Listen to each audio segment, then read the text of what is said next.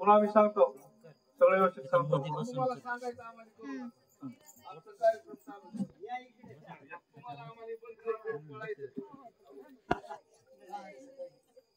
फक्त तिथं समय लावा बाजूला बसा थोडस कीर्तनामध्ये विक्षेप होते तुम्ही आला की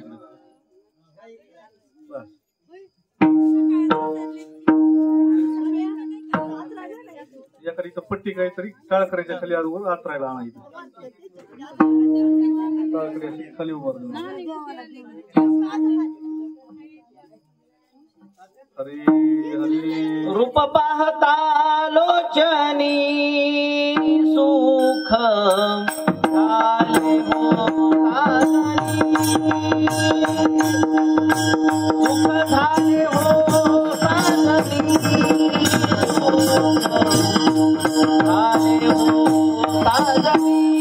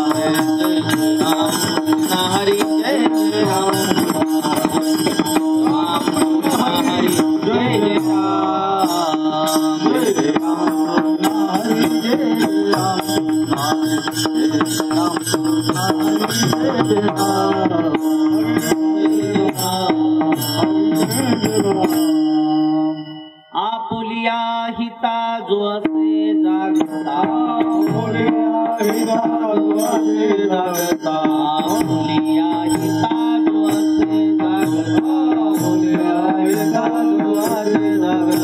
अन्य माता पिता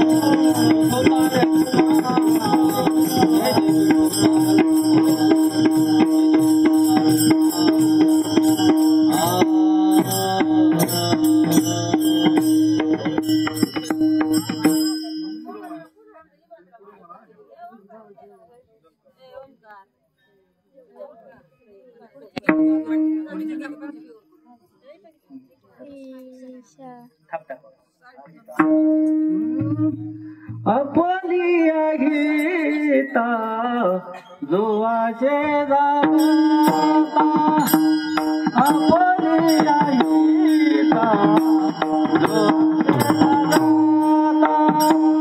अपोलिया गीता जोवाचे जाता अपोलिया गीता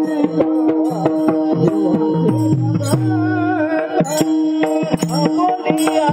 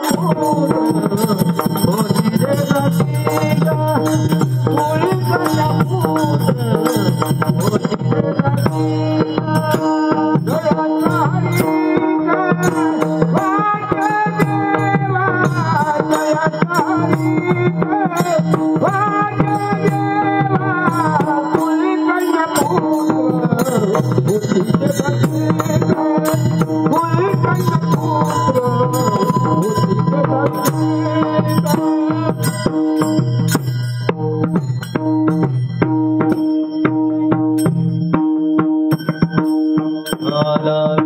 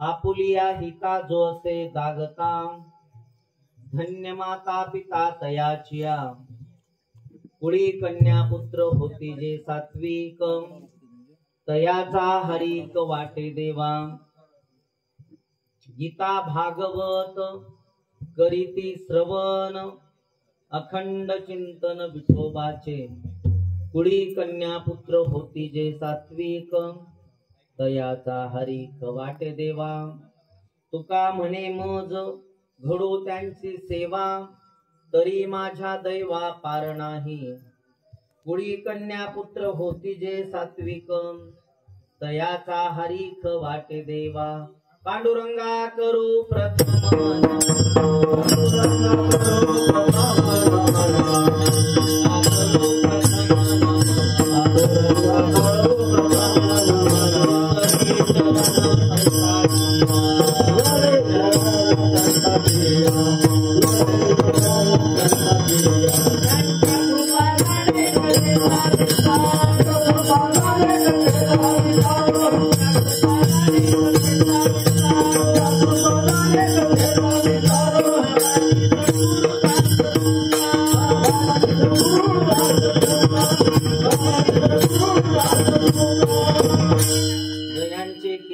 स्मरण होय सकळ विद्यांचे अधिकरण तेची बंधू श्री चरण श्री सद्गुरूंचे ते नमस्कारुणी आता काय माझी वाणी मानेल संतासी रंजवू चित्तासी आपुलिया माझी वाणी तुझे वर्णी गुण नाम आणि कधीही प्रेम काही कळा लोकाभिरामम रणरंगधीरम राजीवनेत्रं रघुशनाथं कारुण्यरूपं करुणाकरन्तं श्रीरामदूतं शरणं प्रपद्ये मनोजवं मारुततुल्यवेगं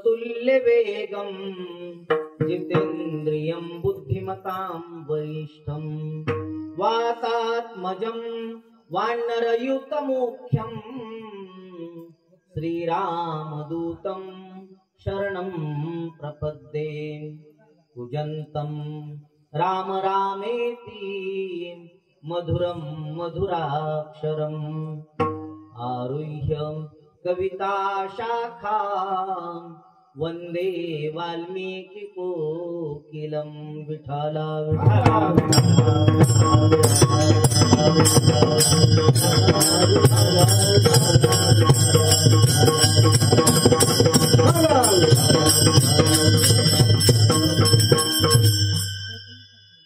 आपुलिया हिता जोसे जागता धन्य माता पिता तयाचिया पुढे कन्या पुत्र होती जे सात्विक तयाचा हरीख वाटे देवा. प्रस्तुत कीर्तन रूपी सेवेकरिता घेतलेला अभंग संत श्रेष्ठ जगदवंदनीय जगद्गुरु संत तुकाराम महाराज यांचा 4 चरणाचा अत्यंत महत्वाचा असा अभंग आहे. आणि या अभंगाच्या द्वारे संत तुकाराम महाराजांनी मानवी जीवामध्ये जन्म घेतल्याच्या नंतर ज्यानं स्वतःच हित केलं, पांडुरंग परमात्म्याचं चिंतन केलं, गीता आणि भागवत या महत्वाच्या ग्रंथाचं श्रवण केलं, वाचन केलं आणि आपला जो काही अमूल्य वेळ आहे हा अमूल्य वेळ परमार्थाच्या सेवेमध्ये घालवला. अशा प्रकारचं ज्यानं आपलं जीवन जगलं त्याचे आई वडील धन्य आहेत.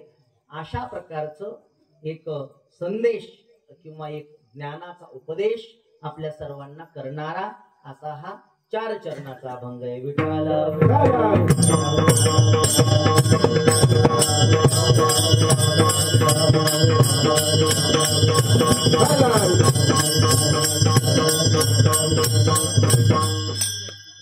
अभंगाचा भावार्थ सांगण्याच्या पूर्वी थोडासा परिहार देणं गरजेचं आहे की आजची ही जी कीर्तन रूपी सेवा आहे ही कशाच्या निमित्तानं आणि माझ्याकडेच का आली याचं थोडस विश्लेषण करणं गरजेचं आहे.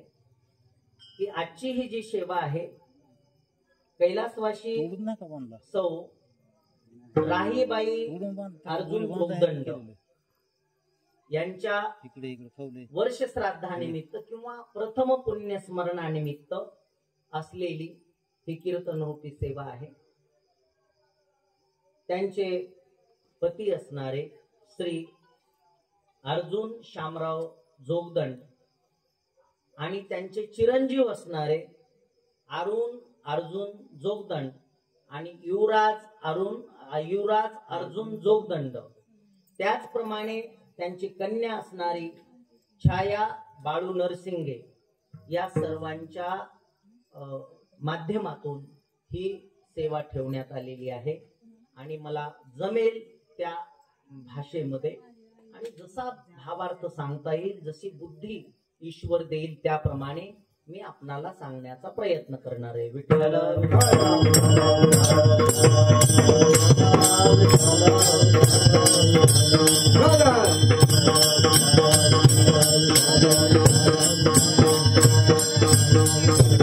आणखी एक महत्वाचं विश्लेषण करणं अपेक्षित आहे आणि ते म्हणजे आजच्या कार्यक्रमासाठी उपस्थित असणारे आमचे परमस्नेही परममित्र, ज्यांचं आमचं लहानपणीपासून मित्रत्व आहे, असे आदरणीय आणि आम्हाला परमार्थामध्ये गुरु असणारे असे आदरणीय समाधान महाराज गोरे या ठिकाणी उपस्थित आहेत. त्यांच्या चरणाला मी साष्टांग दंडवत घालतो. त्याचप्रमाणे या ठिकाणी उपस्थित सर्व भजनी मंडळी, याच्यामध्ये आमचे परमस्नेही परममित्र आदरणीय बापू महाराज पौळ मोठेगावकर हे या ठिकाणी उपस्थित आहेत. त्याचप्रमाणे औरंगपूरचे श्री कचरू महाराज भिसे हे सुद्धा उपस्थित आहेत. त्यांचा माझा सुद्धा गेली 35 वर्ष संपर्क किंवा परिचय आहे. त्याचप्रमाणे इकडे आदरणीय भगवान महाराज आहेत. यांची सायकल आम्ही मार्कवरून घेऊन किरायानं घेऊन फिरत होतो. लक्ष्मण शक्तीला कुठं जायचं असलं सप्त्याला तर आम्ही त्यांच्याकडून सायकल घेऊन जायचो. त्याचप्रमाणे बाकी सर्वांचा काही परिचय नाही, पण आदरणीय भजनी मंडळ या ठिकाणी उपस्थित असणारे ज्ञात अज्ञात सर्व भजनी मंडळ, कीर्तनकार, वादक, मृदंगाचार्य सर्व, आणि अतिशय बालवयामध्ये ज्यानं मृदंगाला या ठिकाणी सुरुवात केली असे काय नाव आहे, ज्ञानेश्वर महाराज हे या ठिकाणी मृदंगाला आपल्याला उपस्थित आहेत. याच्यापेक्षा मोठं काही भाग्य नाही असं मला वाटतं. तर याप्रमाणे आपण आता सेवेला सुरुवात करतो आहोत. त्याच्यापूर्वी थोडासा परिहार आणखी एक द्यायचा आहे. ज्यांचं वर्ष श्राद्ध आहे पण प्रथम पुण्यस्मरण आहे, त्यांचा मुलगा अरुण आणि मी क्लासमेट 10वीचे, बरं. आणि नुसते क्लासमेट नाही, जे 4-5 जणांचा जो एक ग्रुप होता त्याच्यामध्ये हा होता आमच्या सोबत. आणि अरुण आणि बाळू, जगताप बाळू तो, आणि निजामी एक, आम्ही एका बेंचवर बसायचो दोघं. आणि सुदाम गोरे तो वारला आता, आम्ही एका बेंचवर बसणारे, म्हणजे 2 बेंच आमचे सलग असायचे असे. आणि शेवटच्या बेंचवर बसायचो, मागच्या, पुढं नाही. आम्ही कधी पुढे बसलो नाही. मागच्या बेंचवर बसून सुद्धा अभ्यास करायचा आणि त्याप्रमाणे काहीतरी चिंतन करायचं, असा एकंदरीत भाग. आणि त्या माध्यमातून आम्ही पुढे गेलो. बाकीच्या गोष्टी सांगायच्या नाहीत आपल्याला, आपल्याला अभंगाचा भावार्थ सांगायचा आहे, पण थोडासा नामोल्लेख करणं गरजेचं होतं, तेवढा मी केला. आता पुढे आपण कीर्तन सेवेला सुरुवात करू.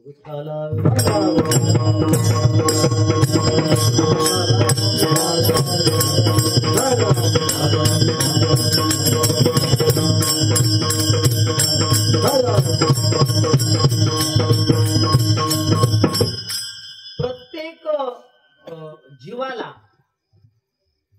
किंवा आपण ज्याचा आत्मा असा संबोध करतो, अशा प्रत्येक आत्म्याला जन्माला यावं लागतं.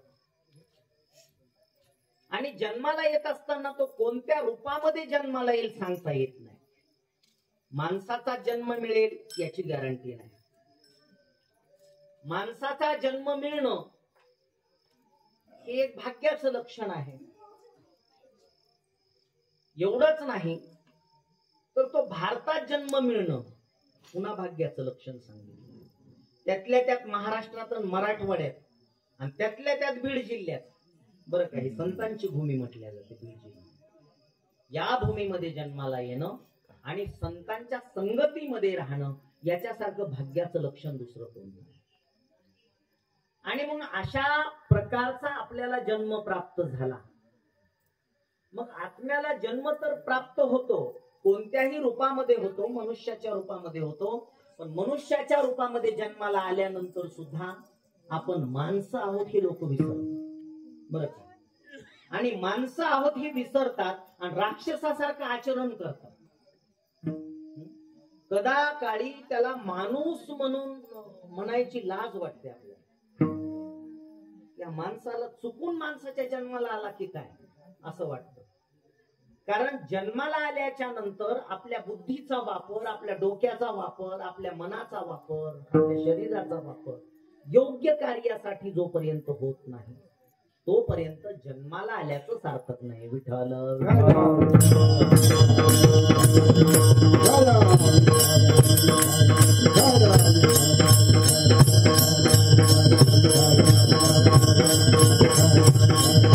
कारण एकंदरीत सर्व लोकांची, सर्व जीवांची उत्पत्ती ज्या वेळेला झाली ती प्रजापतींच्या हस्ते झाली. प्रजापतींनी आपल्याला सर्वांना निर्माण केलं सुरुवातीच्या काळामध्ये.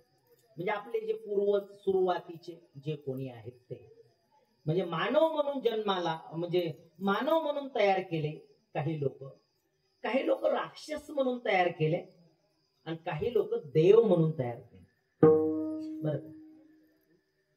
मग या सगळ्यांना तयार केलं. तयार केल्याच्या नंतर सर्वांनी प्रजापतींना एक प्रश्न विचारला की प्रजापती आम्ही आता काय करावं, बरं. काय करावं म्हटल्याच्या नंतर त्यांनी एक काम सांगितलं सगळ्यांना की ही जी प्रजा निर्माण केलेली आहे या सर्व प्रजेचं तुम्ही रक्षण करा. काय करा? प्रजेचं रक्षण करा. आणि प्रजेचं रक्षण करा असं म्हटल्याच्या नंतर मग त्यातल्या काही लोकांनी सांगितलं रक्षाम, म्हणजे आम्ही रक्षण करू. असं म्हटल्याच्या नंतर ज्यांनी रक्षाम असं म्हटले ते राक्षस झाले. कोण झाले? राक्षस झाले. त्यातल्या काही जणांनी असा उच्चार केला शब्दाचा यक्षाम, म्हणजे काही जणांनी रक्षाम केला, काही जणांनी यक्षाम केला. यक्षाम म्हणजे देवाची पूजा करणारे, यज्ञ करणारे आणि एकंदरीत देवाचं चिंतन करणारे यक्षाम, ते यक्ष झाले. बर, आणि मग या सगळ्यांना द या अक्षराचा उपदेश प्रजापतींनी केला. कोणत्या अक्षराचा? द. मग द या अक्षरांचा ज्या वेळेला उपदेश केला त्यावेळेला जे राक्षस होते त्या राक्षसांना द म्हणजे दया करा असा उपदेश केला. कारण राक्षस कसे आहेत? हे हिंसाचारी आहेत, यांच्या अंतःकरणामध्ये क्रूरता आहे, ते लोकांना चांगल्या प्रकारे त्यांचा सांभाळ करू शकत नाहीत. अशा प्रकारचे हिंसाचारी वृत्तीचे असल्यामुळे तुम्ही लोकांवरती किंवा प्रजेवरती दया करा असा उपदेश केला. त्याच्यानंतर जे देव होते, देव, त्या देवांनाही उपदेश केला. आणि देवांना उपदेश करताना त्यांनी असं म्हटलं की हे जसे दया करा म्हटले, तसं देवांना उपदेश करताना त्यांनी असं सांगितलं की तुम्ही द पासून दमन या शब्दाचा उपदेश केला. दमन करा, कारण यांचं स्वतःच्या इंद्रियांवरती नियंत्रण नाही. कुणाच्या? देवांच्या. म्हणून देव, इंद्रदेवाचं आचरण घ्या, चंद्रदेवाचं आचरण घ्या, त्यांचं आचरण कशा प्रकारचं आहे, म्हणून तुम्ही दमन करा, म्हणजे स्वतःच्या इंद्रियांवरती ताबा ठेवा, अशा प्रकारचा उपदेश केला. आणि माणसाला अशा प्रकारचा उपदेश केला, कारण माणूस म्हणजे अतिशय स्वार्थी असलेला प्राणी, म्हणजे माझं तेही माझं आणि तुझं तेही माझं असं म्हणणारा मनुष्य नावाचा प्राणी. बरं का? आणि म्हणून कीर्तनकार म्हणायची सुद्धा लाज वाटते बऱ्याच वेळेला. बरं का? आपण बोलू नये, आपला तेवढा अधिकारही नाही. बरं का? इतकं म्हणजे कीर्तनाच्या अगोदर अर्धे पैसे फोनवर टाकावे लागतात. याच्यापेक्षा आणखी कुठली क्रूरता शिल्लक राहील माणसाकडे? परंतु माणूस हा अशा प्रकारचा प्राणी आहे की जो अतिशय स्वार्थी आहे, म्हणून त्याला सांगितलं दान करा. द पासून म्हणजे राक्षसांना सांगितलं दया करा, देवांना सांगितलं दमन करा आणि मानवांना सांगितलं दान करा. या तीन अक्षर, एका अक्षराचा उपयोग करून तिन्ही प्रकारचा उपदेश प्रजापतींनी केला आणि त्याप्रमाणे वागण्याचा सल्ला त्यानं दिला. विठ्ठल विठ्ठल.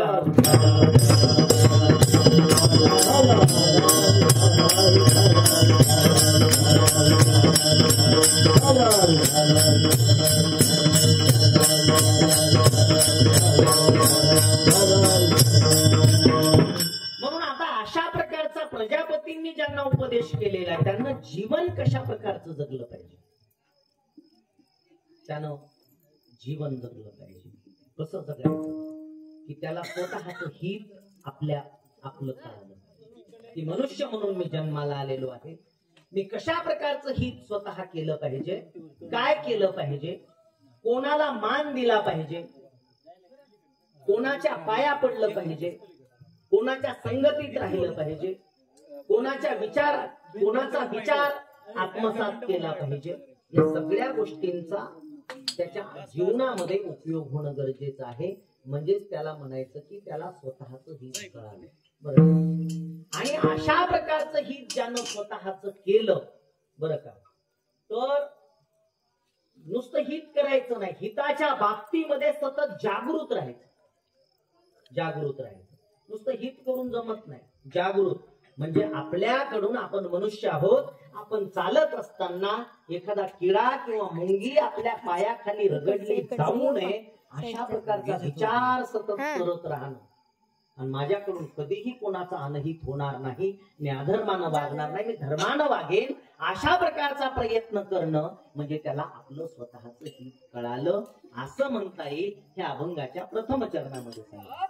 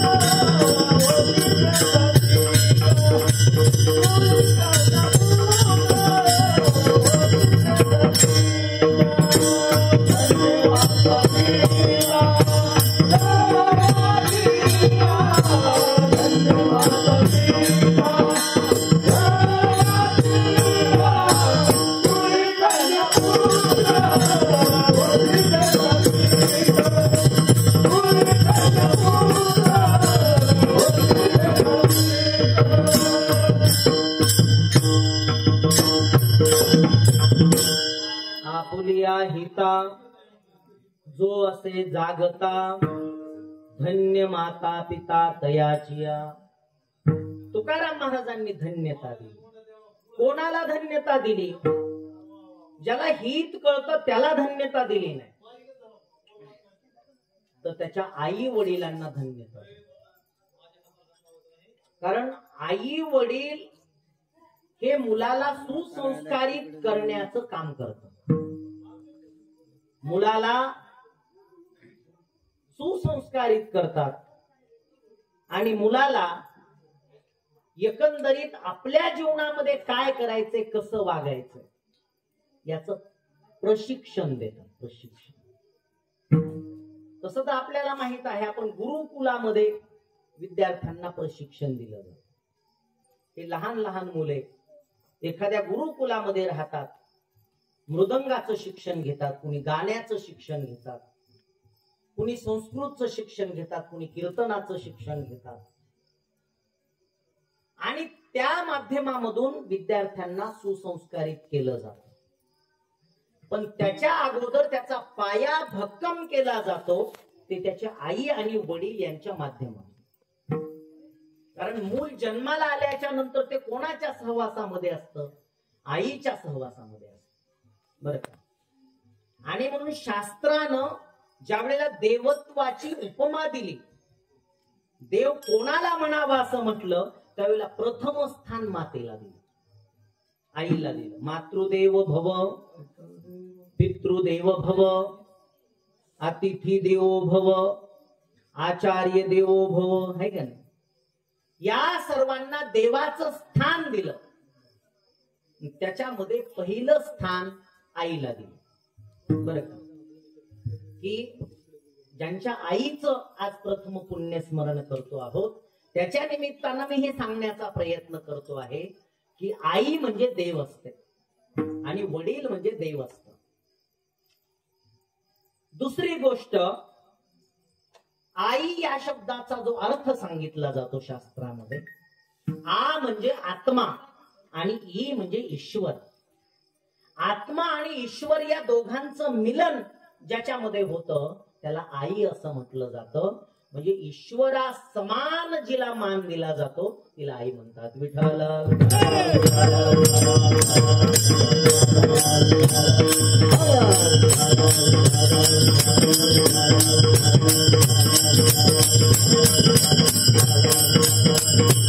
आणि म्हणून जगाच्या पाठीवरती तुम्ही कुठेही जा, कुठेही जा, बरं का, आई या शब्दावरती एवढं मोठ्या प्रमाणामध्ये लिखाण झालेलं आहे. महाराष्ट्रामध्ये असेल, देशामध्ये असेल किंवा आणखी कुठलेही असेल, तेवढं लिखाण कोणाबद्दलही झालं नाही. आई या शब्दावरती जेवढ्या कविता कवींनी केल्या, तेवढ्या कविता कोणाबद्दलही झाल्या नाही. एवढं आईला स्थान. उदाहरण द्यायचं म्हटलं तर प्रेम स्वरूप आई, वात्सल्य सिंधू आई, बोलावू तुझ आता मी कोणत्या उपायी. राजगुरु भगतसिंग सुखदेव ही मंडळी फासावरती गेली आणि फासावरती जाताना सुद्धा त्यांच्या डोळ्यामध्ये आसमानच्या धारा आल्या आणि आसमानच्या धारा आल्याच्या नंतर त्यांना म्हटलं, तुम्ही रडताय? तुम्हाला फाशी झाली याचं दुःख होतंय का? त्यांनी सांगितलं, आम्हाला फाशी झाली याचं अजिबात आम्हाला दुःख वाटत नाही, पण ज्या आईनं आम्हाला घडवलं त्याच आईच्या पोटी आम्हाला पुन्हा जन्माला यावं असं वाटतंय. बरं का? मनी धीर धरी शोक आवरी जननी, भेटेन 9 महिन्यांनी. या न्यायाची रीत मानवी असते, खरी ठरते केव्हा चुकते. किती दुर्दैवी प्राणी असतील असले, जे अपराधाविन मेले. लाडका बाळ एकुलता, फाशीची शिक्षा होता. कवटाळून त्याला माता, अति आक्रोशे रडते केविलवाणी. भेटेन 9 महिन्यांनी, मनी धीर धरी शोक आवरी जननी. भेटेन 9 महिन्यांनी. काय राजगुरु भगतसिंग सुखदेव असं म्हणतात की हे आई, आम्हाला पुन्हा जन्माला यावं असं जर वाटलं तर आम्ही पुन्हा जन्माला येऊ, पण तुझ्याच कुशीमध्ये जन्माला येऊ. म्हणजे मुलाचं आईबद्दलचं किती मोठं नातं आहे, किती प्रेम आहे. आणि ज्या वेळेला मुलगा आईच्या पोटामध्ये असतो त्यावेळेला आई जे जेवण करते ते मुलाला मिळतं. आई जे पाणी पिते ते मुलाला मिळतं. एवढंच नाही, याला महत्व नाही. मी म्हणतो याला काहीच महत्व नाही की आई जे खाते ते बाळाला मिळतं, आई जे पिते ते बाळाला मिळतं. पण याच्या पुढे जाऊन सांगतो, आई जो श्वास घेते तोच श्वास मुलाला मिळतो.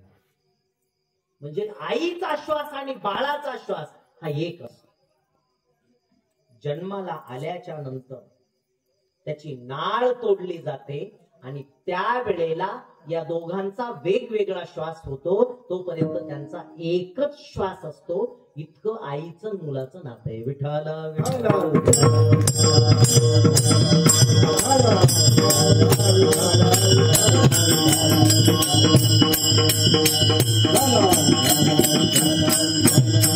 आणि म्हणून आईला धन्यता, म्हणून बापाला धन्यता. विनाकारण धन्यता कोणालाही दिली जात नाही. बरं का? आणि बोलायचं तर विषयाला धरून बोलायचं आणि अभ्यास करून बोलायचं. इकडं तिकडं बाकीच्या गोष्टी बोलायच्या नाहीत आणि अभंगाला सोडायचं. बोलावा विठ्ठल, क्या बात आहे. पाहावा विठ्ठल, बोलावा विठ्ठल, पाहावा विठ्ठल.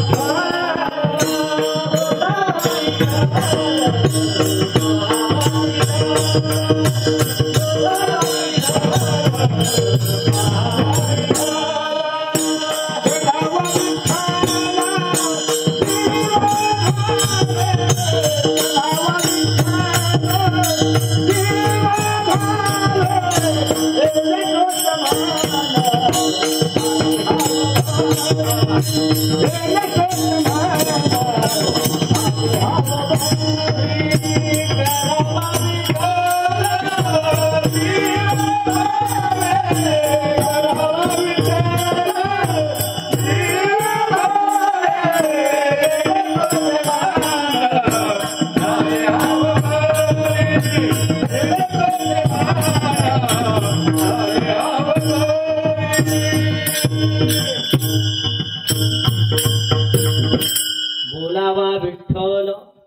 पाहावा विठ्ठल, करावा विठ्ठल, जीवे भावे. हा तर आपला धर्मच आहे. काय? हा आपला धर्म आहे. ज्याला धर्म कळला त्याच्यासाठी विठ्ठल बोला. आणि जो विठ्ठल बोलतो तो आपल्या आई वडिलांना कधी विसरत नाही माझ्या माहितीनुसार. आणि जो विठ्ठल बोलतो आणि तरीही आई वडिलांना वाळीत टाकतो त्यानं विठ्ठल किती जरी म्हणलं तर त्याचा उपयोगही होत नाही. विठ्ठल विठ्ठल म्हणायचं आणि आई वडिलांची सेवा करायची. हा आपला धर्म आहे. अधर्मानं अजिबात वागायचं नाही. आणि मग मातृदेव भव, आई माझा देव आहे. आई देव असताना आपलं कर्तव्य, आपल्या कर्तव्याची भावना आपल्या लक्षात आली पाहिजे. मग ही जी आई आहे ही आई कशी आहे? आईनं काय संस्कार केले? ज्याच्या आईनं आपल्या मुलावरती चांगले संस्कार केले तो या देशाच्या उपयोगाला येतो. छत्रपती शिवाजी महाराजांना जिजाऊ माँसाहेबांनी घडवलं. छत्रपती शिवाजी महाराजांवरती संस्कार केले आणि म्हणून त्यांच्या बोलण्यामधून छत्रपती शिवाजी महाराजांनी हिंदवी स्वराज्याचं स्वप्न आपल्या उराशी बाळगलं. त्याप्रमाणे आपलं ध्येय साध्य केलं. हे छत्रपती शिवाजी महाराज. आपल्याला माहित आहेत रामदास स्वामी ज्यांचं लग्न मंडपामध्ये सुरू झालं आहे का नाही? शुभमंगल सावधान ब्राह्मण देऊन म्हणले सावधान. मंगलाष्टिका म्हणण्याच्या अगोदर शुभमंगल सावधान म्हणतात ब्राह्मण. पुन्हा मंगलाष्टिकेला सुरुवात. नीट लक्षात ठेवा, ऐका तुम्ही कधी पण. सावधान म्हटल्याबरोबर रामदास स्वामींच्या लक्षात आलं डेंजर आहे, धोका आहे आणि गतिरोधक आहे. आपण इथं थांबणं योग्य नाही. असं म्हणून रामदास स्वामींनी एका क्षणाला लग्न मंडपामधून पलायन केलं. थांबले नाहीत तिथे बरं का. आणि नवरदेवाला पळून जाण्यासाठी, त्याला पळून जाता यावं याच्यासाठीची व्यवस्था लग्न मंडपामध्ये असते. काय? नवरदेवाला त्या घोड्यावरती बसवून आणलं जातं आणि घोड्यावरती बसवून आणून तिथं घोडा उभा असतो, तयार असतो. फक्त नवरदेवानं वरी उडी मारायची आणि घोड्याला टाप मारायची, घोड्या घेऊन पळून जायचं, याच्यासाठी तो असतो. पण पळून जातच नाही, ते चिटकून बसतो. काय? आम्हाला इथून पळायचं नाही हे त्यानं ठरवलेलं असतं आणि म्हणून तो संसाराला चिकटलेला अशा प्रकारचा तो असतो. पण रामदास स्वामींनी तसा विचार केला नाही. आपल्याला धोक्याचा इशारा मिळालेला आहे, आपण निश्चितपणाने पळून गेलं पाहिजे. रामदास स्वामी पळून गेले ते वापस आले नाही. पण त्यांची आई घरी होती. त्यांची आई नंतर म्हातारी झाली, वृद्ध झाली, एका झोपडीमध्ये राहायला लागली. आणि 25 वर्षाच्या नंतर भिक्षा मागण्याच्या साठी म्हणून रामदास स्वामी त्या झोपडीच्या दारामध्ये आले आणि दारामध्ये येऊन म्हणायला लागले, आई भिक्षा वाढ. स्वतःच्या आईला. आता ती म्हातारी झाली होती, तिचे डोळ्यामधून कमी दिसत होतं, अगदी सुरकुत्या त्या चेहऱ्यावरती पडलेल्या होत्या. अशा प्रकारच्या अवस्थेमध्ये असलेली ती आई. पण त्या अवस्थेतही आपल्या मुलाचा आवाज तिनं ओळखला आणि ती म्हणायला लागली, नारायणा 25 वर्षाच्या नंतर का होईना बरं झालं तू आलास, आता तरी तू माझा सांभाळ करशील. रामदास स्वामींनी तिला दिलेलं जे उत्तर आहे ते उत्तर फार महत्वाचं. रामदास स्वामींनी सांगितलं, आई मी तुझी सेवा केली असती,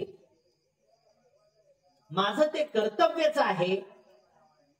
पण एक मोठी आई आहे आणि ती मोठी आई म्हणजे मातृभूमी.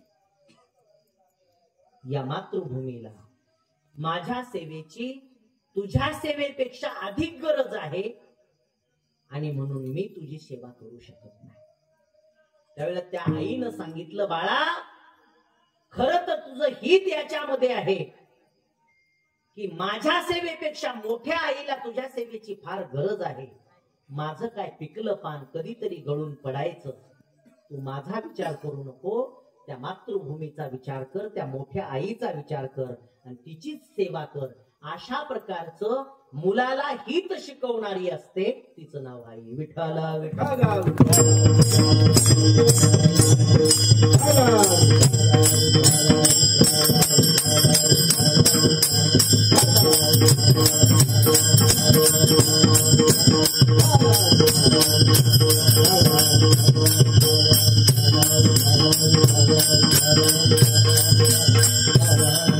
आणि म्हणून मोठ्या मोठ्यांचा विचार करा. त्यांना घडवलं ते त्यांच्या आईनं घडवलं. तसं या मुलांना सुद्धा वाटलं. काय वाटलं? की बाकीच्या गोष्टी करण्यापेक्षा आपण कीर्तन ठेवावं, भगवंताचं नामचिंतन आपल्या हातून घडावं आणि 4 वारकरी आपल्या हातून त्यांना अन्नदान घडावं. अशा प्रकारचा एक कारण काय आहे? सद्बुद्धी माणसाच्या मनाला येणं आणि दुर्बुद्धी माणसाच्या मनाला येणं. बरं का? सद्बुद्धी सारखं पुण्य नाही, दुर्बुद्धी सारखं पाप नाही. बरं का? दुर्बुद्धी ते म्हणा कदा नुपजो नारायण. दुर्बुद्धी आमच्या मनामध्ये येऊच नये. आम्हाला आली तर सद्बुद्धी यावी, चांगले विचार आमच्या अंतःकरणामध्ये यावेत आणि त्याप्रमाणे आम्ही वागण्याचा प्रयत्न करावा. विठ्ठल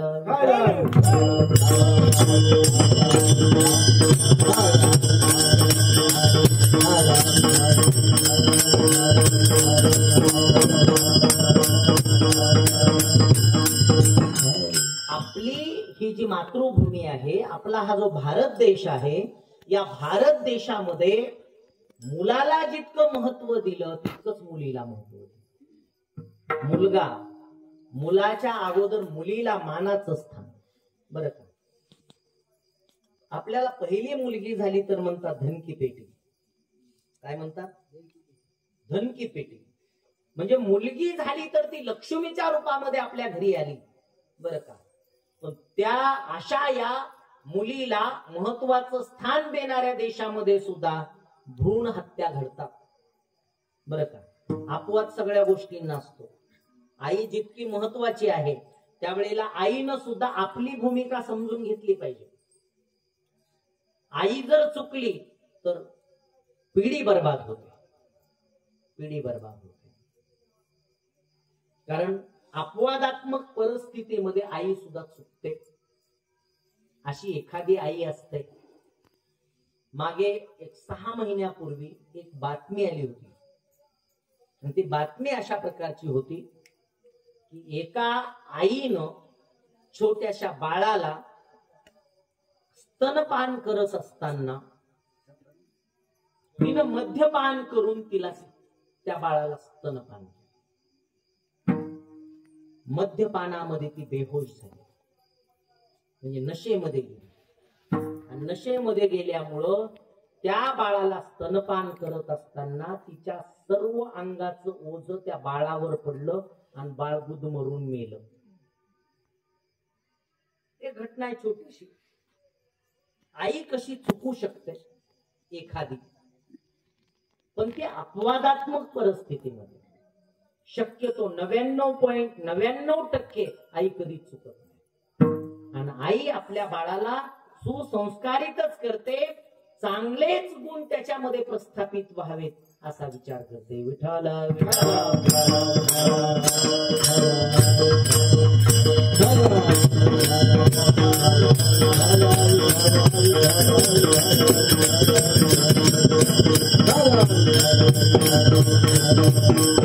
म्हणून स्त्री प्रधान असलेला हा देश. बरं का?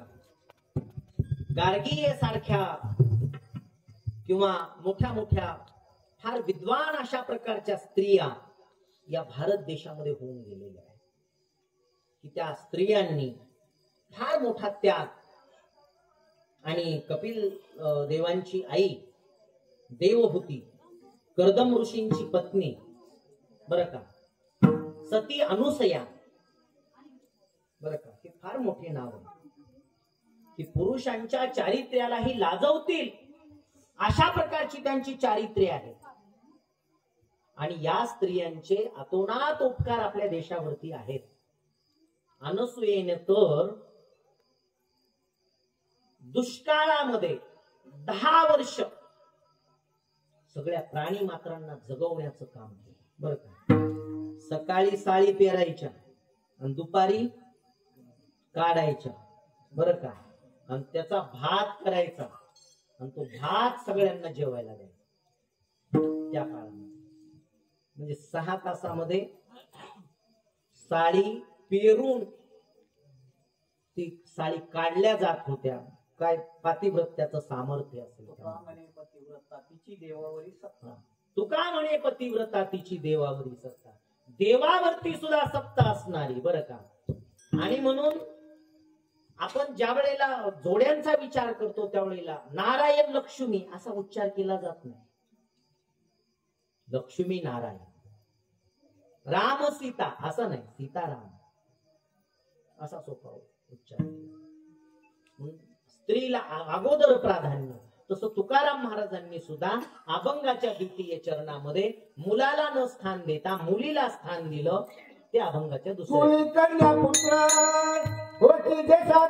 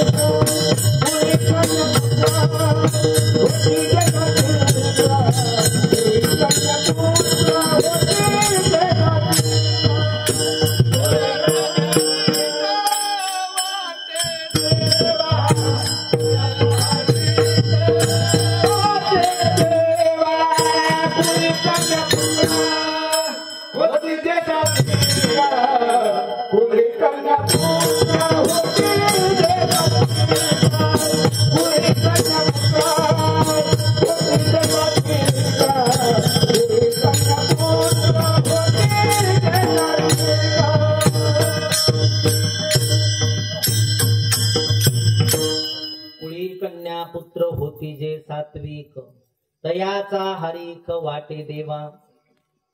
की आपल्या पोटी कुळामध्ये मुलं जन्माला याव्यात, मुली जन्माला याव्यात. तर कुळी कन्या पुत्र, अगोदर कन्या जन्माला याव्यात, नंतर मुलं जन्माला यावी. आणि ते सात्विक स्वरूपाचे असावे.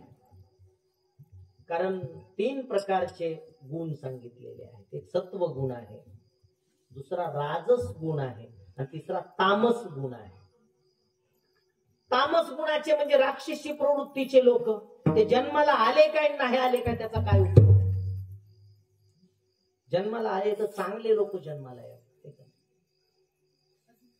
काय आहे, तामिळनाडूमध्ये मद्रास नावाचं शहर आणि तिथे तिरुवल्लुवर नावाचे एक साधू जन्माला. त्यांचा व्यवसाय काय होता, स्वतः लुगडे विणायचे आणि ते विणून बाजारामध्ये विकायचे. असे ते तिरुवल्लुवर नावाचे साधू. आणि त्याच गावामध्ये एक सावकार होता आणि त्या सावकाराला एक मुलगा होता. तो एकुलता एक होता, लाडानं वाया गेलेला होता. जेवढे एकुलते एक पोर लाडानं वाया गेले. आणि त्याप्रमाणे लाडानं वाया गेलेला सावकाराचा पुत्र, त्याचा व्यवसाय काय, रात्री 12 वाजेपर्यंत फिरायचा. गावामध्ये टवाळ्या करायच्या. जेवढे वाईट गुण आहेत सगळे त्याच्यामध्ये होते. आता वाईट म्हणल्यावर काय काय असते ते तुम्हाला सगळ्यांना माहित आहे, ते सांगायची गरज नाही. कारण चांगल्या गोष्टी सांगाव्या, वाईट गोष्टी आपोआप लागतात, सांगायची गरज पडत नाही. आपल्याकडे जर दूध असेल तर कॅन्डीमध्ये ते दूध मोपून भरावं लागतं, आणि गावामध्ये दूध घ्या दूध म्हणत फिरावं लागतं. दही असलं तर दही घ्या दही, आंबे घ्या आंबे, केळी घ्या केळी, आपल्याला माहित आहे चांगल्या गोष्टी.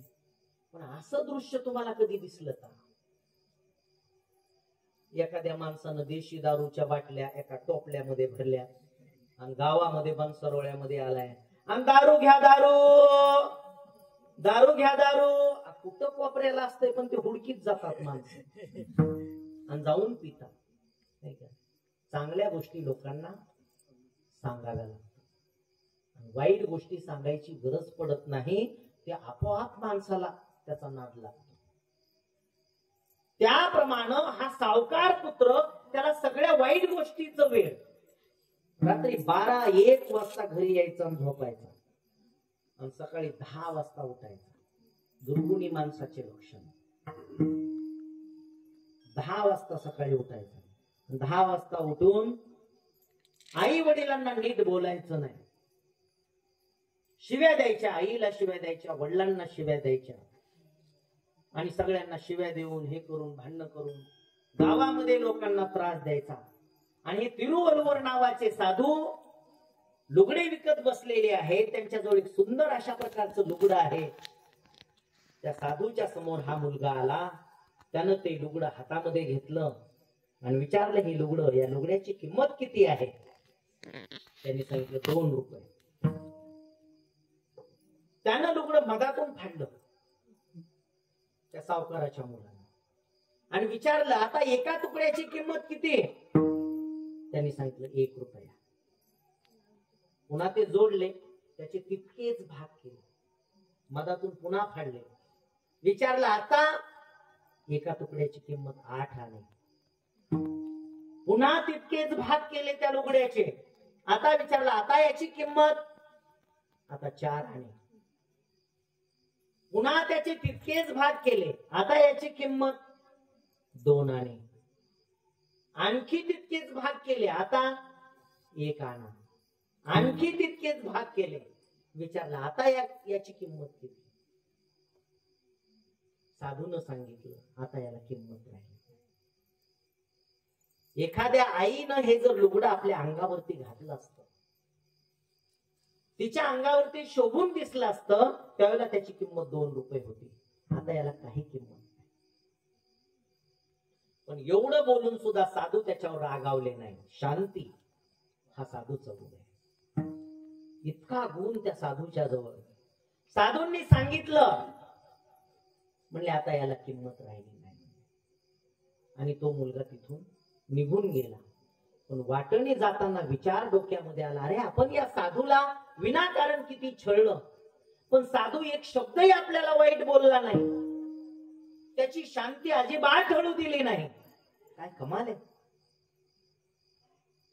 असं म्हटल्याच्या नंतर तो तसा विचार करत घरी आला. त्यानं विचार केला, आपलं काहीतरी चुकतंय, आपण आपल्या वर्तनामध्ये बदल केला पाहिजे. साधूच्या आचरणावरून त्याला वाटलं आणि त्या दिवशीपासून त्यानं आचरणामध्ये पूर्णपणे बदल केला. आई वडिलांच्या पाया पडायला लागला. चांगले सद्गुण त्यानं जोपासायला सुरुवात केली. रात्री वेळच्या वेळेला घरी यायला लागला, वेळच्या वेळेला झोपायला लागला. आणि वडिलांना मोठं आश्चर्य वाटलं, मी किती प्रयत्न केले तरी मुलगा सुधारला नाही. असा काय प्रभाव घडला, कोणाचा प्रभाव घडला, कशामुळे मुलगा सुधारला? आणि म्हणून त्यानं मुलाला विचारलं, बाळा तुझ्यामध्ये हा बदल कशामुळे झाला? त्यानं सांगितलं, बाबा आपल्या गावामध्ये तिरुवल्लुवर नावाचे साधू आहेत, त्यांच्याकडून मी गेलो, त्यांच्या सहवासामध्ये काही क्षण राहिलो आणि त्याच्यामुळे माझ्या जीवनामध्ये सुधारणा झाली. सावकार स्वतः तिरुवल्लुवर नावाच्या साधूला भेटायला त्यांच्या झोपडीमध्ये आले. साधू महाराज ते लुगडे विणायचं काम करत होते. त्यांनी पाया पडले आणि सांगितलं, महाराज तुमच्यामुळे माझा मुलगा सुधारला. तुम्हाला काय पाहिजे ते मागा. किती कोटी पाहिजेत, किती लाख पाहिजेत, मला सांगा. साधू महाराजांनी सांगितलं, सोने नाणे आम्हा मृत्तिके समान. आम्हाला सोन्याची गरज नाही, आम्हाला पैशाची गरज नाही, आम्हाला कशाची गरज नाही. तुलाच काही पाहिजे असलं तर माग. आणि मग त्या साधू महाराजांनी आपण स्वतः लिहिलेला तिरुकुरळ नावाचा ग्रंथ त्या सावकारांच्या हातामध्ये दिला आणि सांगितलं, जर शक्य झालं तर याचं प्रकाशन करा. त्या सावकारानं स्वतःच्या पैशामधून त्या ग्रंथाचं प्रकाशन केलं. आपले माजी राष्ट्रपती APJ अब्दुल कलाम हे या ग्रंथाचं दररोज नित्य नेमानं वाचन करत होते, म्हणून त्यांच्यामध्ये सकारात्मक बदल झाला. विठ्ठल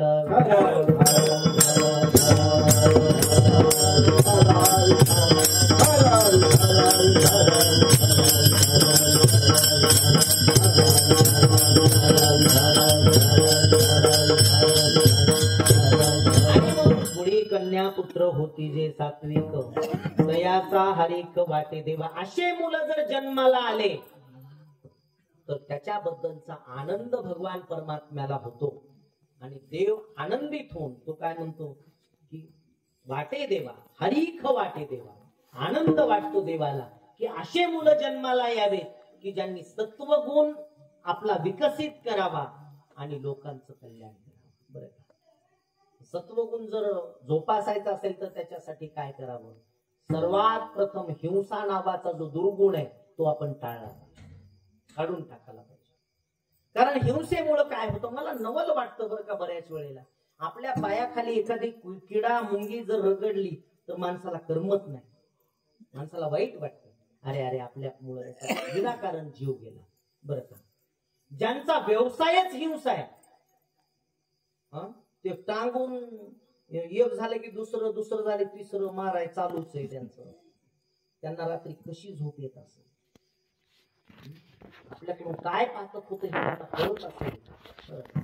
आणि म्हणून लागून या पाया विनवितो तुम्हाला, करटाळी बोला मुखी नाम. आहे काय, तुमच्या सर्वांच्या पाया पडतो आणि तुमच्या अंतःकरणामध्ये असणारे जे दुर्गुण आहेत त्या दुर्गुणांचा त्याग करा, सत्वगुण जोपासा आणि त्याच्यासाठी गळ्यामध्ये तुळशीची माळ घाला. तुळशीची माळ घाला आणि मुखानं विठ्ठल विठ्ठल म्हणा. हे जर तुम्ही केलं बरं का, आणि आपल्या जीवनामध्ये एखादा चांगला नियम पारमार्थिक म्हणून जोपासा. सकाळी उठल्याच्या नंतर ज्याला जे शक्य आहे त्यानं ते करावं. बरं का, कुणी हरिपाठ म्हणावा, कुणी हनुमान चालीसा म्हणावी, कुणी ज्ञानेश्वरी वाचावी, कुणी तुकाराम महाराजांची गाथा वाचावी. ज्याला जे शक्य आहे ते करावं. बरं का, कुणी भागवत श्रवण करावं, कुणाला गीता वाचता आली तर गीता वाचावी. अशा प्रकारचे संस्कार आपण जोपासावेत. अभंगाच्या तिसऱ्या चरणात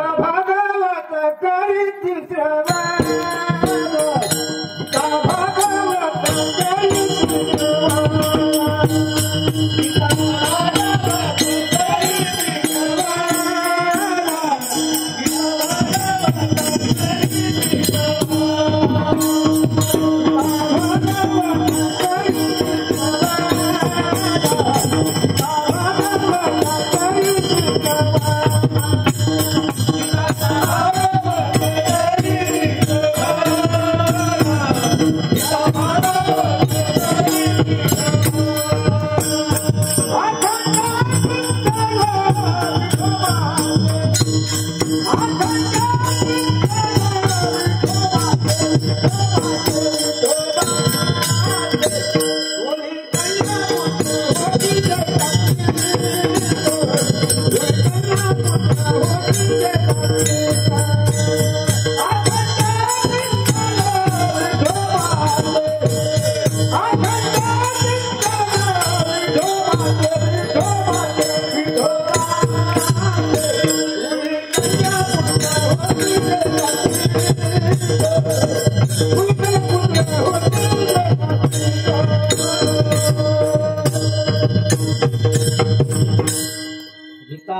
भागवत करीती श्रवण अखंड चिंतन विठोबाचे. काय करावं माणसाने? सांगितलं की गीता आणि भागवत याचं श्रवण करावं, म्हणजे ऐकावं. कारण ते पवित्र शब्द आहेत आणि ते पवित्र शब्द आपल्या कर्ण इंद्रियाच्या द्वारे आपल्या अंतःकरणामध्ये गेल्याच्या नंतर आपलं अंतःकरण शुद्ध होतं. आपलं अंतःकरण शुद्ध व्हा. कारण ही गीता आहे, भागवत आहे, हे श्रवण करणं. मला सांगायला आनंद वाटतो की गेल्या 1 महिन्यामध्ये मला एक अत्यंत महत्वाच्या अशा 2 कीर्तन सेवा करायला मिळाल्या. त्यातली एक सेवा अंबाजोगाई या ठिकाणी कोलेश्वर महाविद्यालयातील प्राध्यापक मुडेगावकर सर यांचे वडील नागोराव देव ब्राह्मण आणि पंढरपूरची अत्यंत आवड असणारे ते व्यक्ती. पंढरपूरची वारी कधी त्यांची चुकली नाही बरं का. पंढरपूरची वारी चुकली नाही. त्यांना मरण आलं ते ज्ञानेश्वर माऊलींच्या एकादशीच्या दिवशी. आणि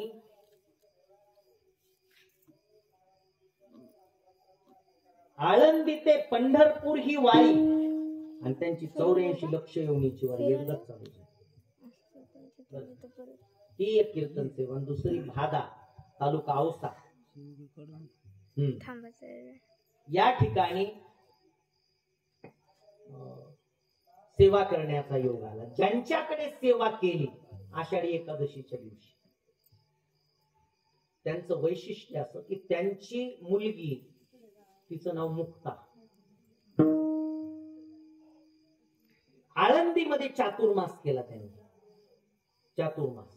चातुर्मासामध्ये 4 महिन्यामध्ये 108 ज्ञानेश्वरीचे पारायण केले. किती? 4 महिन्यामध्ये 108. आणि त्यांनी ठरवलं आता गेल्याच्या नंतर मुलगा झाला तर ज्ञानेश्वर नाव ठेवायचं, मुलगी झाली तर मुक्ता नाव ठेवायचं. मुलगी झाली म्हणून तिचं नाव मुक्ता ठेवलं. आणि तिनं इच्छा व्यक्त केली आषाढी एकादशीला कालच्या की मला कीर्तन ठेवायचंय आणि वारकऱ्यांना जेव घालायचं, म्हणून माझं कीर्तन तिथं. दुसरी गोष्ट, आता त्यांचा संकल्प आणखी एक चालू आहे. 12 वर्षामध्ये 1100 ज्ञानेश्वरी पारायण, त्यातले 350 पारायण त्यांचे पूर्ण झाले बरं का. त्यांनी आणखी एक केलं, भादा ते आळंदी पायी लोटांगण घातलं. लोटांगण म्हणजे 1 इंचही जागा न ठेवता लोटांगण घातलं. भाद्यापासून आळंदी पर्यंत असं एकदा नाही, 3दा केलं. 3दा. त्यांच्या घरी कीर्तन करायचा योग मला आला म्हणून मला भाग्यवान समजा बरं का. अभिमान म्हणून सांगत नाही, पण एक चांगला योग आला ते तुम्हाला सांगतो आहे की गीता भागवत श्रवण करणे. त्यांनी वाचन केलं. ज्ञानेश्वरीचं वाचन म्हणजे गीतेचंच वाचन आहे. गीता आणि ज्ञानेश्वरी वेगळे नाही. गीता अलंकार नाव ज्ञानेश्वरी अलंकार बरं का. कारण गीता हे सोन आहे बरं का. गीता हे सोन आहे, पण आपल्याला आवडणारा अलंकार त्या सोन्यापासून बनवला आणि तो आपल्या अंगावरती घातल्यानंतर जितकं त्याला शोभा येते बरं का, तितकी शोभा ज्ञानेश्वरी. विठ्ठल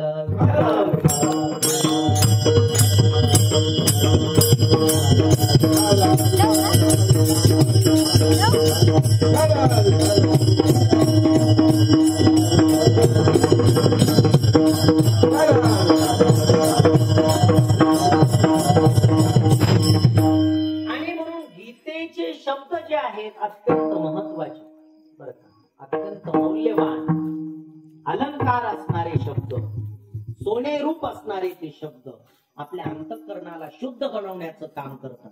म्हणून गीतेचं श्रवण करा, भागवताचं श्रवण करा. गीता गीता गीता वाचे जे मन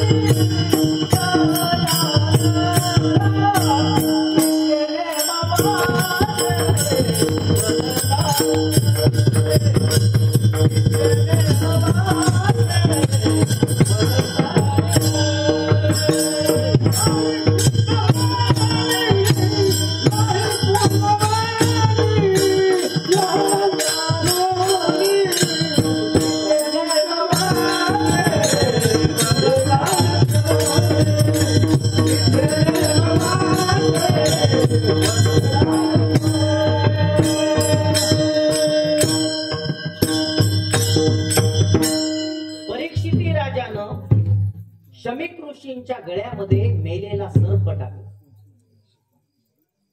शमीक ऋषींचा मुलगा आला आणि त्यानं सांगितलं, माझ्या बापाच्या गळ्यामध्ये ज्या परीक्षिती राजानं मेलेला साप टाकलेला आहे त्याचा आजपासून 7 दिवसामध्ये तक्षक नावाचा सर्प त्याला चावेल आणि त्याचा मृत्यू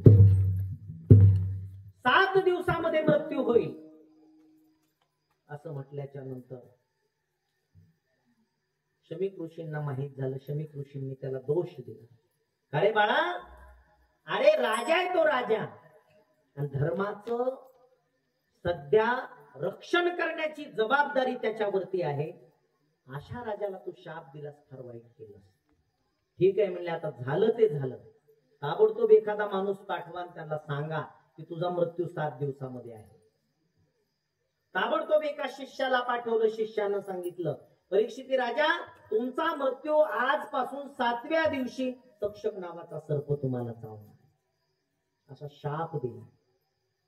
राजाला वाईट वाटलं नाही. राजा म्हणतो चांगलं झालं. का चांगलं झालं? माझ्या हातून जे पाप घडलं त्या पापाला प्रायश्चित्त मला मिळालं, मला आनंद. पण आता 7 दिवसामध्ये माझा मृत्यू होणार आहे, मी काय केलं पाहिजे? गंगा नदीच्या काठावरती येऊन बसला राजा. सर्व राज्याचा त्याग केला. एवढं मोठं राज्य, पृथ्वीचं राज्य, पण त्याचा त्याग केला आणि येऊन बसला गंगा नदीच्या काठावरती. आणि गंगा नदीच्या काठावरती येऊन बसला. सर्व साधू मुनी जमा झाले, ऋषी मुनी जमा झाले. सर्वांना एकच प्रश्न राजानं केला, ज्याचा मृत्यू 7 दिवसावर आलाय त्यानं कोणतं कर्म करावं? आता वेगवेगळे साधू वेगवेगळे उत्तर. कुणी म्हणायला लागलं गीतेचा पाठ करा, कुणी म्हणायला लागलं काय करा काय करा, वेगवेगळे. कुणी म्हणायला लागलं नामस्मरण करा. म्हणलं तुम्ही सांगताल ते करा. पण 7व्या दिवशी गच्चीला धरून विचारेल, देव कुठे? देव भेटला पाहिजे, देवाची प्राप्ती झाली पाहिजे. जर नाही झाली तर मग उपयोग काय? 7 दिवसामध्ये असं म्हटल्याच्या नंतर सगळेजण मागे सरकले. म्हणजे कुणी गॅरंटी घ्या, रिस्क कुणी घ्यायची? आता डॉक्टर कडे तुम्ही जा, साधं बी दुखणं असलं तरी म्हणते पेशंटचं काही खरं नाही. आधी आपली सही घेते तर पुन्हा उपचार सुरू होतो. मेला तरी तुमची जिम्मेदारी, सुधारला तरी तुमची जिम्मेदारी. तसं कोणी जिम्मेदारी घ्या म्हणले, आम्ही जिम्मेदारी घ्यायला तयार नाही. आणि एवढ्यामध्ये शुकाचार्यांचं आगमन तिथे झालं. शुकाचार्य म्हणजे काय? मूर्ती सुंदर, श्रीकृष्णासारखं रूप. बर का, उद्धव, श्रीकृष्ण आणि शुकाचार्य तिघ श्रीकृष्णासारखे, कृष्णाचंच रूप तिघांचं. फक्त त्याच्यामध्ये बदल काय होता? उद्धव कृष्णापेक्षा 2 बोट उंच होता आणि शुकाचार्य कृष्णापेक्षा 2 बोट खुजे होते. शुकाचार्यांचं आगमन झालं. शुकाचार्यांना प्रश्न केला परीक्षिती राजानं की ज्याचा मृत्यू 7 दिवसावर आलेला आहे त्यानं कोणतं कर्म करावं? असं एखादं कर्म आहे का की 7 दिवसामध्ये माझा उद्धार होईल?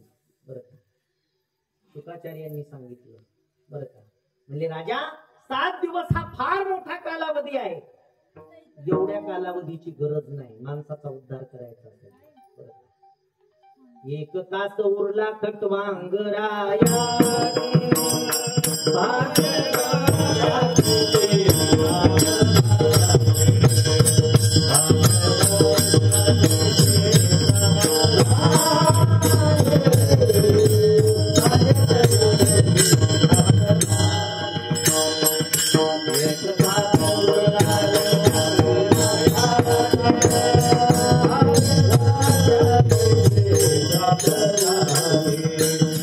Bye.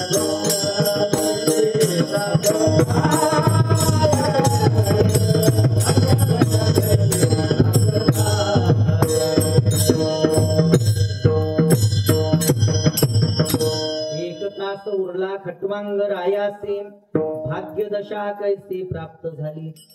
खटवांग नावाचा राजा सूर्यवंशातला राजा होता. तो काम काय करायचा, देवांना युद्धामध्ये मदत करायचा, राक्षसांच्या विरुद्ध लढायचा. एकदा तो स्वर्गामध्ये राक्षसांच्या बरोबर युद्ध करण्यासाठी गेला. त्यानं राक्षसांना पराभूत केलं. इंद्रदेव प्रसन्न झाला. इंद्रानं सांगितलं, खटवांग राया मी तुमच्यावर प्रसन्न आहे, काय मागायचं ते मागा स्वर्गातलं. राजानं सांगितलं, म्हणले मागायच्या अगोदर माझं आयुष्य किती राहिले ते सांगा. बृहस्पतींना विचारलं, बृहस्पतींनी पाहिलं, म्हणले 1 तास उरलाय. 1 तास घड्याळी नाही, 10 ते 11 नाही, शाळेतल्या शिक्षकांनी शिकवायचा 1 तास म्हणजे 40 मिनिट.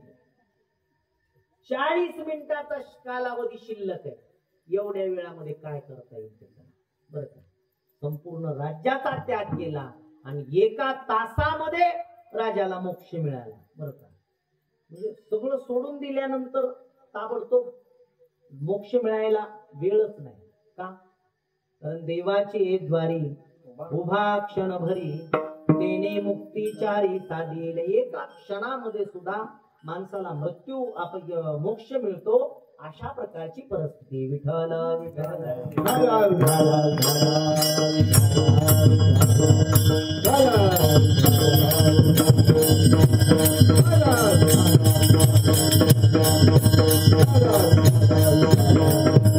परीक्षिती राजाला शुकाचार्यांनी सांगितलं की बाळा तुझ्याकडे 7 दिवसाचा वेळ आहे. या 7 दिवसामध्ये श्रीमद भागवत कथेचं श्रवण तू कर. जर तू 7 दिवस हे श्रवण केलंस तर तुला निश्चित आणि खात्रीनं मोक्ष मिळेल, हे मी स्वतः लिहून देतो असं शुकाचार्यांनी गॅरंटी दिली. आणि परीक्षिती राजाला केवळ 7 दिवसामध्ये भागवत श्रवणानं मोक्ष मिळाला. अशा प्रकारची ताकद म्हणून गीता भागवत करीती श्रवण अखंड चिंतन विठोबाचे. आणि अशा प्रकारचं ज्यांची वागणूक आहे बरं का, त्यांची मला सेवा घडावी अशी तुकाराम महाराज इच्छा व्यक्त करतात अभंगाच्या शेवटच्या चरणात. तुका माने माझा घडो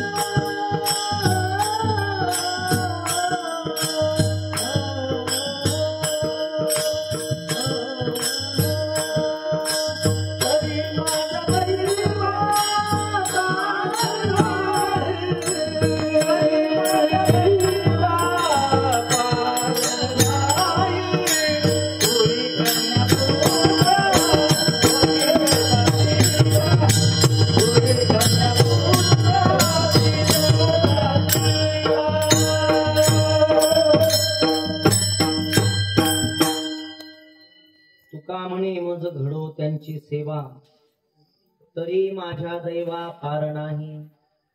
जे धर्माप्रमाणे आचरण करतात, आई वडिलांची सेवा करतात, गीता भागवताचं श्रवण करतात, असे जे कोणी आहेत त्यांची सेवा करण्याचा योग माझ्या नशिबामध्ये यावा, असं तुकाराम महाराज इच्छा व्यक्त करतात.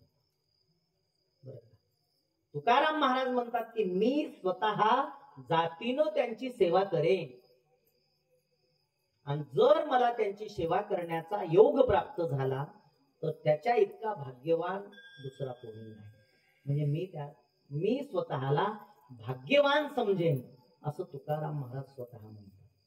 कारण माणसाचा भाग्याचा उदय कधी होईल सांगताच येत नाही. बरं का? आता कीर्तनाला येणं सुद्धा लोक भीत भीत कीर्तनाला येतात. महाराज किती वेळ लावतो की, काय होतंय की, काय नाही की, काय सांगतोय की, झोपच आली तर पुन्हा काय करायचं, 12 भानगडी. एक महाराज असे पहिल्या काळामध्ये कीर्तन करायचे, त्यांचं सतत कीर्तन चालू होतं.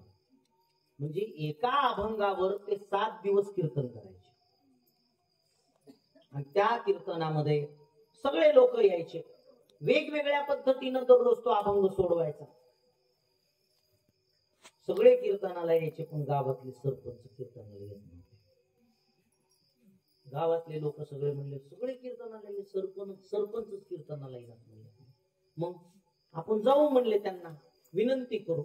सगळेजण भजनी मंडळ गेलं त्यांच्याकडे, म्हणले सरपंच कीर्तनाला येवं लागतंय, चांगला कार्यक्रम चालू आहे. म्हणजे तेवढं सोडून बोलावं ना, आपली काय तिथं बसणं होत नाही.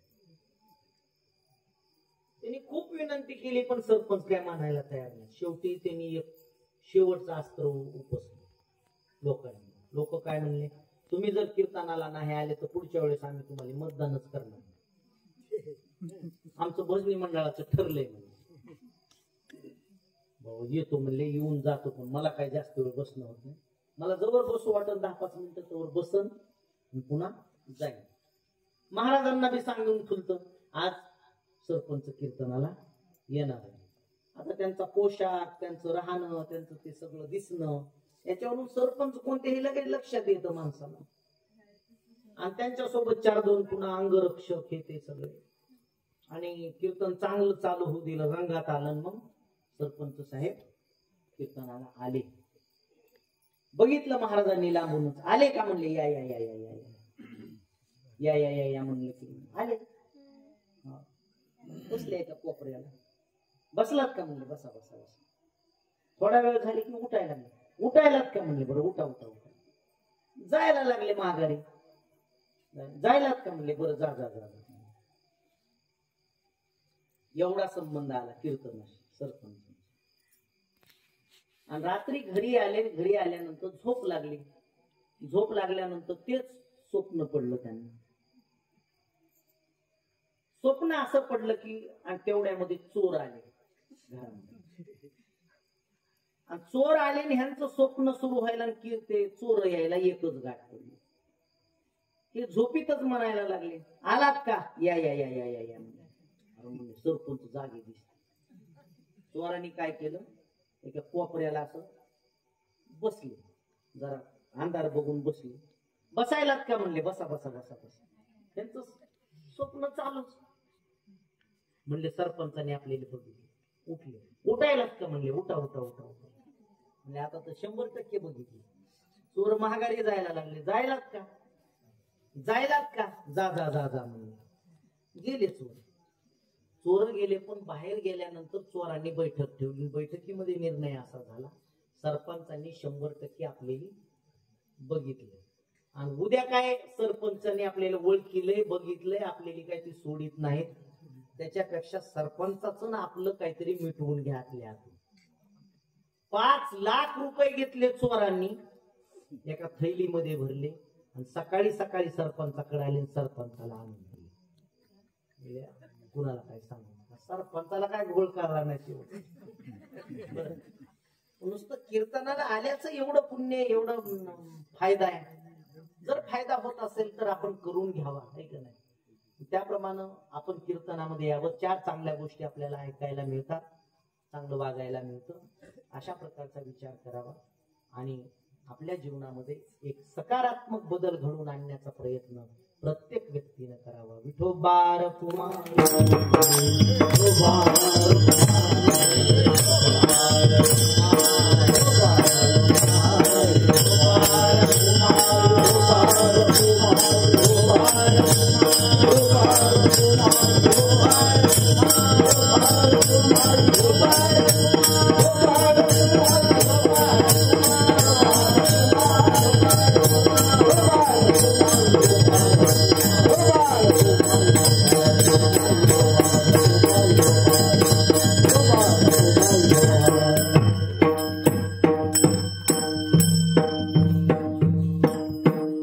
आपुलिया हिता जो असे जागता धन्य माता पिता तयाचिया कुळी कन्या पुत्र होती जे सात्विक तयाचा हरिक वाटे देवा गीता भागवत करीती श्रवण अखंड चिंतन विठोबाचे कुळी कन्या पुत्र होती जे सात्विक तयाचा हरिक वाटे देवा तुका म्हणे मज घडो त्यांची सेवा तरी माझ्या दैवा पार नाही कुळी कन्या पुत्र होती जे सात्विक तयाचा हरिक वाटे देवा. झालेला आहे मी आपल्या संत तुकाराम महाराजांच्या अभंगाचा भावार्थ सांगण्याचा प्रयत्न माझ्या अल्पमतीप्रमाणे केला आणि तुकाराम महाराजांच्या अभंगावरती भाष्य करावं एवढी आपली योग्यता नाही, पण जरी नसली तरी आपल्या सर्वांच्या आशीर्वादामुळे ते करण्याचा प्रयत्न मी केला. झालेली जी काही त्याच्यामध्ये जर बोलताना माझ्याकडून चुकीचे शब्द गेले असले तर आपण सर्वजण मायबाप होऊन ती क्षमा करून आपल्या पदरामध्ये ते शब्द घ्यावेत आणि जे चांगलं असेल ते माझ्या गुरुचा आशीर्वाद आहे, प्रसाद आहे असं म्हणून ते ग्रहण करावे अशा प्रकारची विनंती करतो. ज्ञानेश्वर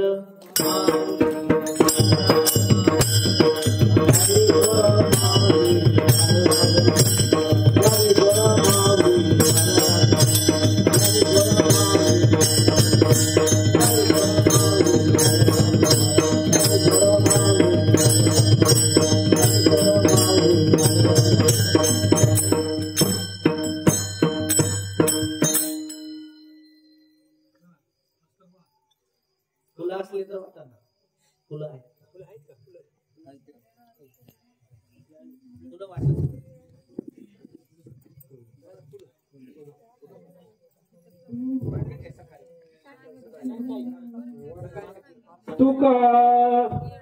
तुका मने मज घडो त्यांची सेवा तुका मने मज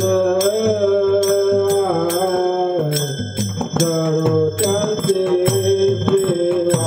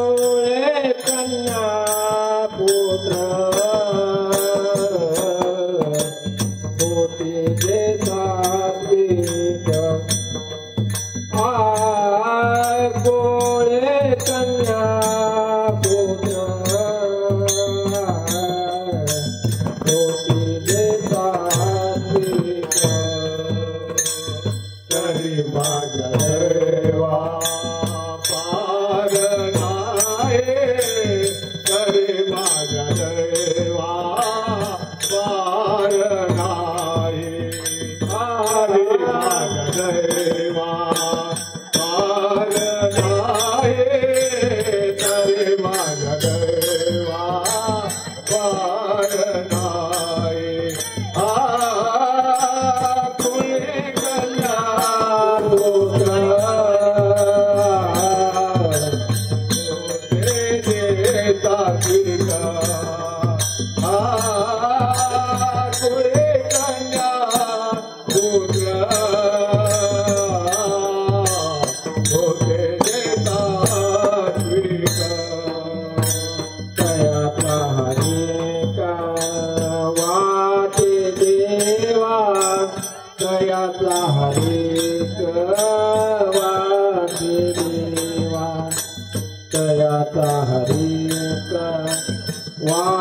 वाटे देवा दयाचा हरी वाटे देवा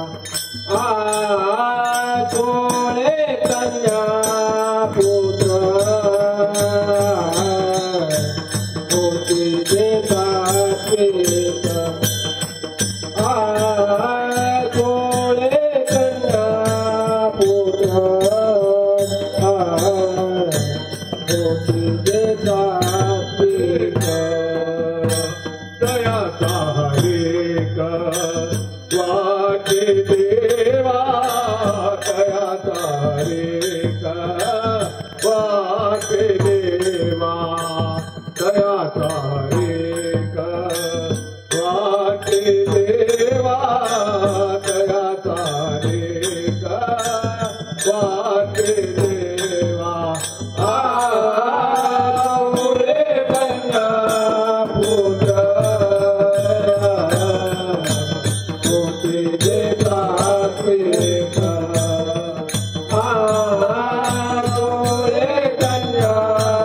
पुत्र होते देतात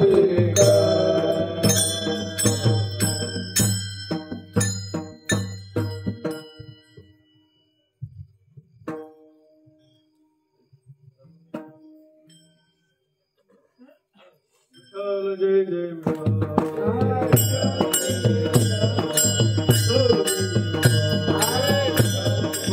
ऐका आज या ठिकाणी कैलासवासी सौभाग्यवती राहीबाई अर्जुन जोगदंड यांच्या असणाऱ्या प्रथम वर्ष श्राद्धाच्या निमित्ताने आज या ठिकाणी रात्री 9 ते 11 हरिभक्तीपरायण भागवताचार्य भारत महाराज मदने लासरेकर यांच्या मुखारविंदातून आपण आपुल्या हिता जो असे जागता धन्य माता पिता दयाची की आईवडील कुणाचे धन्य आहेत आणि मुलं कुणाचे धन्य आहेत.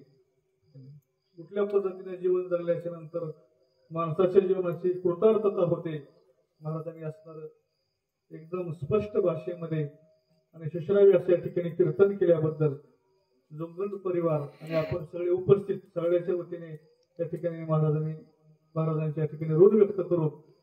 मला वाटतं बऱ्याच दिवसापूर्वी मी तुमचं कीर्तन ऐकलं होतं हो आणि त्याला बरेच वर्ष झालं पण त्या कीर्तनामध्ये आजच्या कीर्तनात मला बराच फरक वाटला. असं सुंदर असं कीर्तन उत्तर तुमच्या हातून मुखातून घडावं आपण सगळेजण त्यांना आपण त्या ठिकाणी शुभेच्छा देऊ आणि या सेवेबद्दल आणि कुठल्या स्वरूपात ते कशा निमित्तानं आले की त्यांचे असणारे मुलगा असणारा सुपुत्र अरुणराव आणि ते आपल्या तिथं शाळेत होते हे का नाही आपल्या शाळेमध्ये त्यांचं शिक्षण झालेलं आहे म्हणजे महाराज आपल्या घरचेच आहेत ते आपल्याला महाराज नवीन आहेत या ठिकाणी महाराज आले त्यांच्या ठिकाणी ऋण व्यक्त करू. उद्या सकाळी 10 ते 12 या वेळेमध्ये हरिभक्तीपरायण माईसाहेब पाटील महाराज सामनगावकर यांचं 10 ते 12 सकाळी कीर्तन होईल. याचा भजनी मंडळ आणि शिवरात्री त्या ठिकाणी त्याचा लाभ घ्यायचा. हरी बोले करू वेडे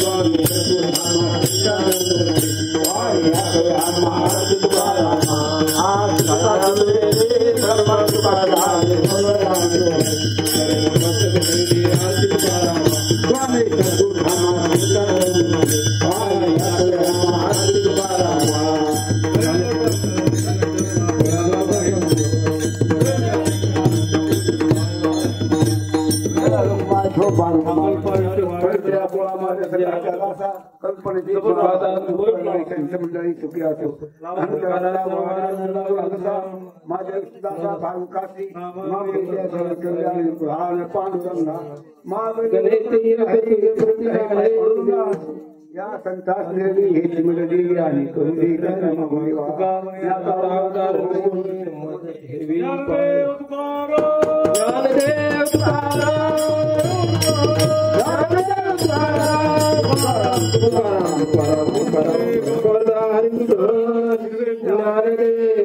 Hare